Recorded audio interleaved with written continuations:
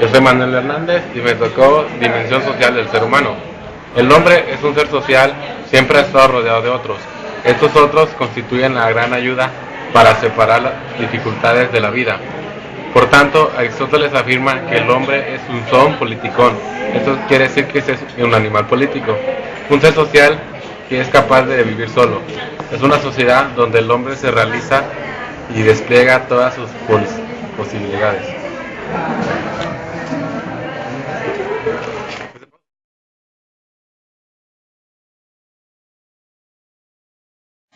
Filosofía política. Todo se necesita la filosofía, más la política, que se encarga de ordenar las ideas. Relaciones de medios y fines. Esto se refiere a que siempre hay una forma de hacer política. Generalmente se quiere decir que hay que tomar la opinión de cada una de las personas. Según Maquiavelo, la política no se podía hacer sino con un fin agresivo, ser que el presidente o el gobernador, etcétera, se hiciera temer, que se hiciera tener miedo, que todo le tuviera miedo. Esto con un fin productivo, con el de reformar y llevar el Estado por un buen camino. Según el contrato social y el naturalismo, según Rousseau, era que los salvajes no son malos porque quieren, sino los hace ser malos. La sociedad y todo los hace ser malos. El contrato social nos habla de que debe haber una especie de contrato que los seres puedan convivir y coexistir mutuamente en un estado, en un lugar determinado. La política se encarga de guiar a esta población y guiarla por un buen rumbo.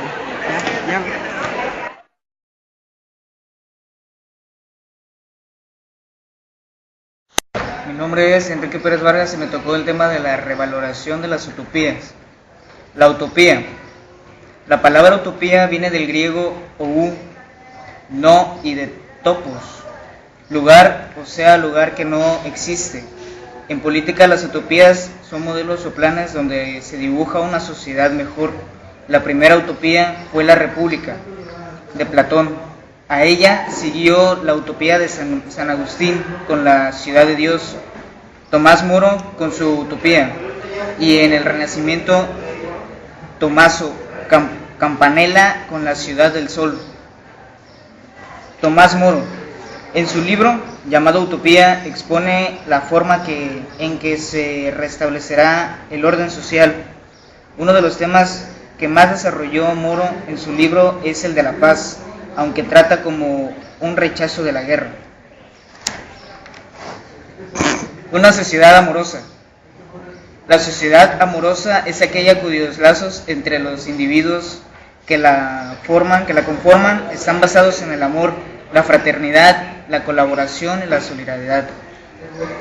Charles Fourier, resumidos su doctrina en los siguientes puntos. La cooperación en la base del éxito social además permite interpretar la productividad. El trabajo debe ser significante, gratificante y atractivo. Las mujeres deben tener más derechos y debe existir más libertad en el amor. Critica las estructuras económicas del capitalismo y rechaza su moral pesimista enfocada en el dolor, a cambio porque a una moral enfocada en la felicidad, entendida la felicidad como la satisfacción de los sentidos y como placer. Denuncia la exploración en la cual se encontraban sometidos los obreros.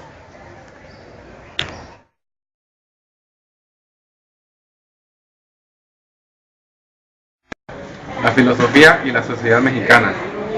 La sociedad en las culturas de Mesoamérica. Los mexicas. Los mexicas, al conformar su sociedad, establecen distintas clases sociales, las cuales se conformaban en la cúspide por unas cuantas familias de nobles. Estos desempeñaban los cargos más altos tanto en el gobierno como en el ejército y el sacerdocio. En otra clase social se encontraban los comerciantes, quienes entre sí funciones estaba la de fungir como embajadores y espías del gobierno. Después, en una clase inferior se encontraban los artesanos, los médicos, los profesores. En la parte más baja de la escala social se ubicaban los agricultores y las personas que se dedicaban a los trabajos comunes. Los mayas. Otra cultura representativa fue la de los mayas, quienes tenían una marcada estratificación social. Ocupando el rango más elevado se encontraban los Almenejub, es decir, los que tienen padre y madre, y este grupo era el que sustentaba el poder, en donde el gobernante supremo recibía el nombre de Halach Uinik, que en el mismo tiempo era el Batap o jefe local de la ciudad. En este mismo grupo se encontraban los sacerdotes o los Ankinkop. Una clase inferior era la de los Akukabu o los que administraban los barrios. También estaba la figura de los Akulelok o delegados que acompañaban al Batap. La sociedad de relajo.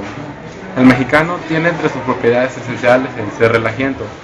Roger Bartra menciona que el relajo es el gelatinoso aflojamiento de normas que permite una insubordinación limitada y que tolera un relajamiento explicado en las reglas del comportamiento civil. Jorge Portilla escribió el libro La fenomenología del relajo. En él se destaca la fundamentación y el rescate de los valores racionales.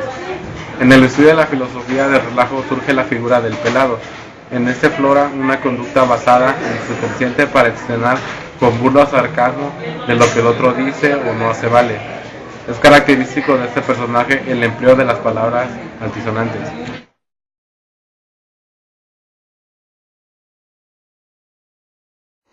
Muy buenos días, soy Raúl Analco y me tocó el tema de problemas sociales contemporáneos.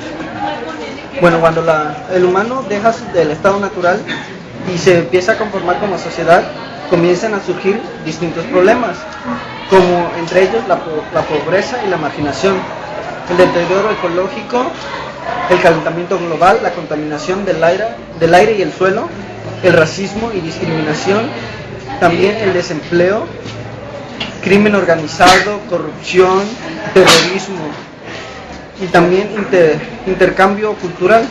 Pero esto se empieza a tomar, después de que se empiezan a ver estos problemas, se comienza a tomar se tienen que tomar como filosofía todos estos problemas para salir adelante y no quedarse atorados con algunos de ellos.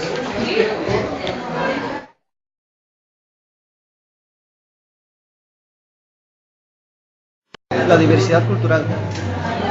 Algo característico de las culturas mesoamericanas, principalmente de México, es que existe una gran variedad de ellas.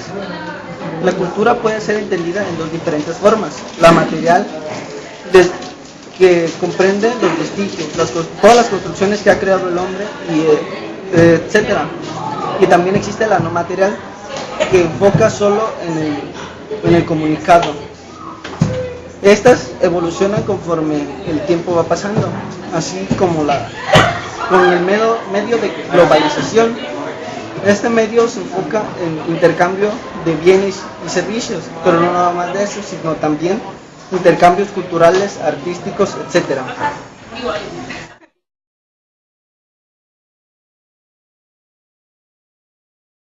Etnocentrismo. El etnocentrismo es la sobrevaloración que tienen las personas de su cultura respecto a otras culturas. Esto trae problemas como la xenofobia y el racismo. El problema del etnocentrismo es que impide una visión clara de la realidad. En conclusión, no hay que juzgar las culturas con lo ajeno.